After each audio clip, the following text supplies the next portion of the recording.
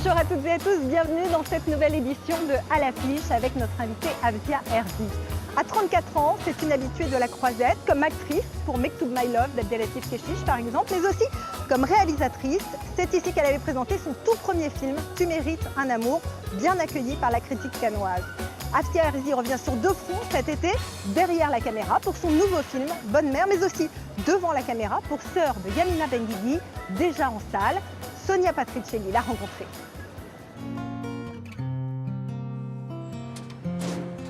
Bonjour ma belle. J'étais dans la douche, elle était en train de jouer, maman. Arrête un peu. Quand je suis pas à la maison, je m'inquiète parce que je sais que tu la laisses seule. Faut que tu restes solide, j'ai besoin de toi, maman. Ça va aller, mon fils. Bonjour Afzia Herzi. Bonjour. Bonne Mère, votre deuxième film, Derrière la caméra, a été sélectionné au Festival de Cannes dans la section Un certain regard. Quel a été votre sentiment déjà en apprenant cette sélection? Beaucoup de bonheur. C'est la récompense d'années de travail, de sacrifice, de persévérance. Donc oui, et ça va donner de la lumière au film. C'est un film qui a été tourné dans les quartiers nord avec des acteurs non professionnels. Ça parle du parcours d'une femme qui est mère de famille, seule dans les quartiers nord, qui élève seule ses enfants, qui a un fils en prison et qui fait des ménages. C'est pas un film, on va dire, avec des héros qu'on a l'habitude de voir au cinéma. Ah, il est là, le gros là. Je peux pas me le voir, il me dégoûte. Ça va, maman, je viens Et d'arriver. il était pas en cours, ton fils, c'est un qu'il enchaîne, hein. C'est un gros mytho, ouais. Vous allez pas me casser la tête, là, par J'étais à contre. l'école, maman. Mais pourquoi tu la manipules comme ça, voilà? Quelle est la part de vous dans ce film? Moi, j'ai grandi à Marseille, dans les quartiers nord. Donc, où le film a été tourné, c'est le quartier où j'ai grandi. Ma mère était femme de ménage, pas dans les avions comme dans le film, mais dans un collège. Et elle s'occupait en parallèle de personnes âgées, comme le personnage de Nora. Donc on va dire que voilà, la part de réalisme, elle est là, et après le reste est fiction. Vous avez dit qu'il y avait beaucoup d'amour dans votre famille quand vous étiez enfant, mais que c'était difficile aussi, ces conditions de vie. Comment ces quartiers ont-ils évolué du fait de votre retour sur place pour le tournage? Quand on grandit dans un quartier comme ça, on ne se rend pas compte de la misère, en fait. Et c'est quand on part et quand on revient qu'on s'en rend compte. Et moi, c'est ce qui s'est passé. Et ça s'est dégradé. Ça a été de pire en pire. À mon époque, par exemple, le soir, l'été, il faisait chaud, on restait en bas avec les copines, on discutait, on pouvait rester très très tard. Et maintenant, c'est impossible.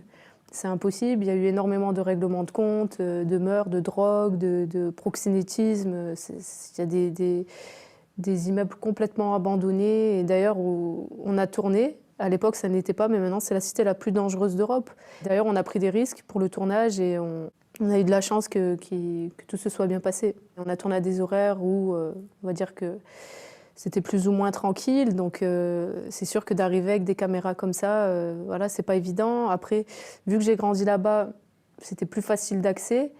Mais il y a la nouvelle génération que je connais pas et on a eu vraiment de la chance de pouvoir capturer un maximum d'images. Tiens, maman, c'est pour payer l'avocat. C'est pas de l'argent haram, ça. Assure. Faut jamais me faire rentrer de l'argent haram chez moi. Ça va aller. Tant que je suis debout, je resterai solide. Qu'est-ce que vous aviez à cœur de montrer avec ce deuxième long métrage? Je crois qu'il y a un jeu de mots aussi sur le titre. Oui, bah, y a la Bonne Mère, hein, Notre-Dame de la Garde, à Marseille, qui tient son fils et qui veille sur la ville, et la Bonne Mère, donc le personnage de Nora, qui veille sur ses enfants. J'avais envie de raconter le portrait d'une femme, deux femmes de générations différentes, parce qu'il y a plusieurs personnages dans le film, mais c'est vrai que c'est la mère, le pilier. J'avais envie de raconter l'amour maternel de cette femme qui est seule et qui tient pour ses enfants et qui tiendra jusqu'à son dernier souffle pour ses enfants. Et aussi de décrire ces personnages dont on ne parle jamais. Au cinéma, j'avais envie de filmer, voilà, avant que tout cela ne soit détruit un jour, ces cités aussi. Votre mère, s'est-elle reconnue dans certaines tranches du film? Alors, elle n'a pas encore vu. Quand j'ai écrit le scénario, je l'ai pas mal consulté. Donc, je lui racontais les scènes et je lui demandais son avis et comment elle réagirait. Et voilà, ça a été, on va dire, une consultante très importante. Un tournage dans des conditions pas évidentes avec la pandémie de Covid-19. Est-ce que ça a impacté votre tournage? Ah oui, beaucoup. On a commencé en février. Donc j'avais en tout 6 semaines de tournage. J'ai tourné 3 semaines. Et après, voilà, arrêt de tournage. Moi, je ne regardais même pas les informations parce que j'étais à fond dans le film. J'étais complètement coupée du monde. Donc le producteur m'appelle, il m'explique. Je lui dis, mais je ne comprends pas, qu'est-ce qui se passe? Il me dit, allume la télé. Et là, je comprends. Et voilà, on a repris en juillet. Donc en extérieur, tout le monde masqué, une lumière différente. Donc j'ai dû faire des choix artistiques. Et on a réussi à aller au bout. T'as déjà été amoureuse? Ah bah oui. Comment tu le sais?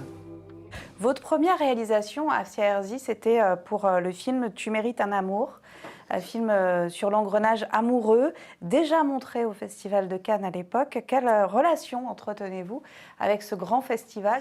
C'est un festival incroyable et les places sont très chères. Donc j'ai conscience de la chance et aussi du stress, quoi. Enfin, c'est du stress positif. Waouh, c'est quand même de la pression, ouais. Franchement, parce que je sais qu'aussi à Cannes, on ne fait pas de cadeaux. Hein. Si les gens n'aiment pas, ils sortent. Pendant la projection, ça reste quand même sans pitié. Pas l'amour, c'est malade ou quoi? J'aimerais bien savoir ce que c'est. L'amour, c'est pas de se faire tromper, c'est pas d'être avec un menteur, un tricheur. Tu veux pas dire qu'il y a quelqu'un d'autre? Pourquoi tu l'as pas dit? Une raclure comme lui, là, qui te fait du mal pour rien, on dirait t'aimes bien. Lâche-la faire. Vous aviez autoproduit ce film, Tu mérites un amour. Est-ce que sa sélection au Festival de Cannes a permis de le faire connaître mieux, par exemple, à l'étranger? Ah, complètement. La sélection de Tu mérites un amour à Cannes, ça lui a donné une vie, parce qu'il n'avait ni distributeur, ni rien du tout. Je le montais dans ma cuisine. D'ailleurs, la première fois que j'ai vu le film sur grand écran, c'est à Cannes, parce que j'ai même pas eu le temps de faire une projection. Donc ça a été projeté. Je me disais, j'espère que je vais pas avoir un défaut, un problème technique. Oui, ça a permis que le film se vende à l'étranger, ça lui a donné de la visibilité. Il a été vendu à la télé. Ça a été un énorme tremplin pour le film et même pour le deuxième. Parce que grâce à Cannes, j'ai pu faire le deuxième dans la foulée. Tu fais quoi? Rien. Et quel est le métier pour vous le plus difficile entre réalisatrice et actrice, puisque vous connaissez les deux maintenant? Honnêtement, réalisatrice, c'est beaucoup de travail. Hein. En tout cas, moi j'écris aussi, donc il y a auteur, réalisateur. On doit porter un projet de A à Z, du début à la fin, jusqu'à la dernière validation de son, même jusqu'aux sous-titres anglais pour vérifier que tout est bien traduit. C'est beaucoup de travail en même temps. J'en avais besoin. Avec l'âge, j'avais besoin d'une évolution artistique. Actrice aussi, c'est très difficile, mais on va dire que c'est moins de responsabilité, quoi. Ils savent pour la pièce. Ah, tu leur as parlé? Ah oui, oui. Rien, J'ai posé des questions à Manu. Tu devrais être capable d'en parler. Non, mais c'est pas un secret en même temps. Bah oui. Tu as eu raison. Tu comptais nous le dire quand? Je sais pas, quand le moment serait venu. Pour l'instant, on est juste au début. C'est-à-dire, non, c'est pas le début puisqu'elle répète. Oui, mais ça n'a pas d'importance. Je continue quand même à écrire. Mais en quoi tu juges ce qui est important et ce qui ne l'est pas? C'est mon travail, donc... Non, là, en l'occurrence, ça nous concerne. C'est pas que ton travail. Comment tu oses faire une pièce sur ma vie?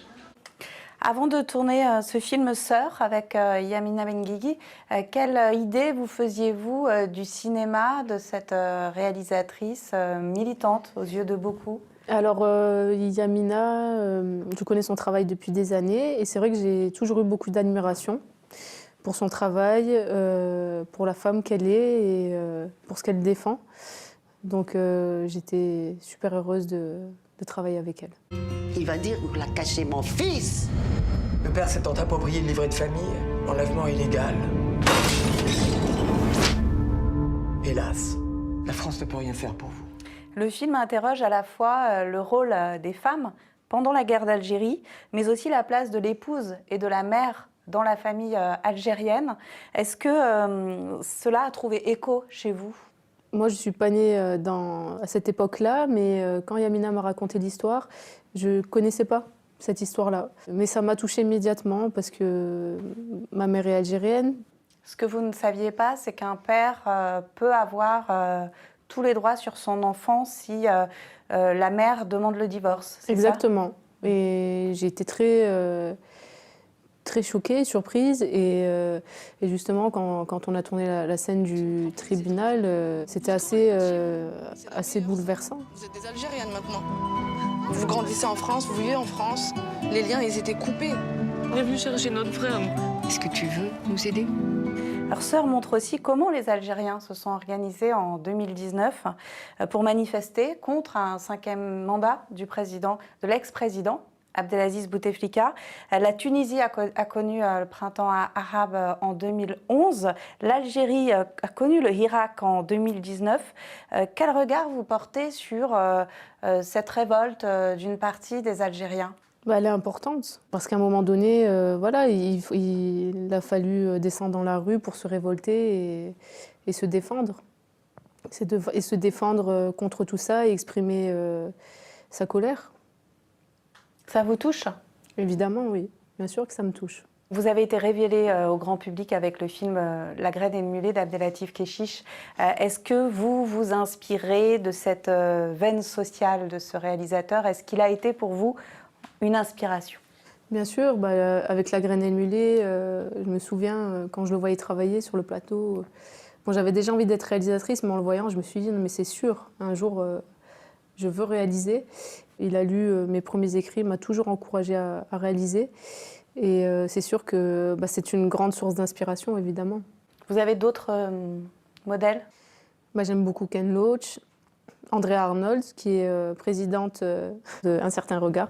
Je me suis dit, c'est super, mais c'est une grande source d'inspiration, Andrea Arnold, pour son côté, le côté réaliste qu'elle a. Enfin, il y en a beaucoup que j'admire. Merci beaucoup, Assia Herzi, et bon Festival de Cannes à vous. Merci à vous.